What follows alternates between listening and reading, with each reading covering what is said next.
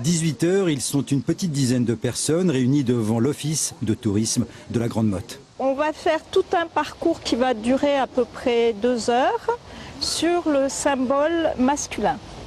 Cette station, elle est née dans les années 60. C'est un homme qui l'a imaginée et conçue, l'architecte Jean Balladur.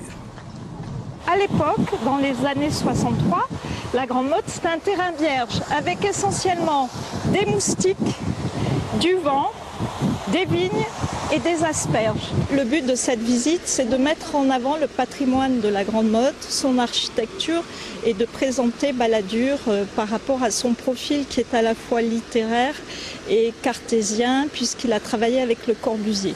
Ces touristes sont là pour découvrir une architecture longtemps décriée et encore aujourd'hui souvent incomprise. Ils viennent de Belgique, de Suède, du nord de la France, mais aussi curieusement de la Grande Motte.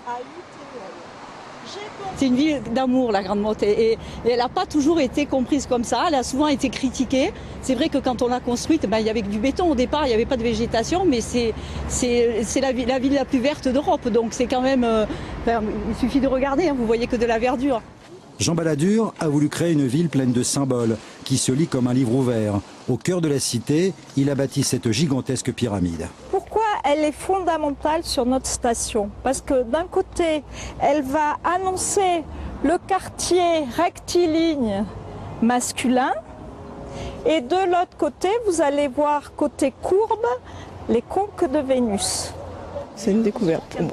Il y a quand même une certaine harmonie, un jeu avec les couleurs. Je trouve que c'est vraiment une architecture très, très intéressante.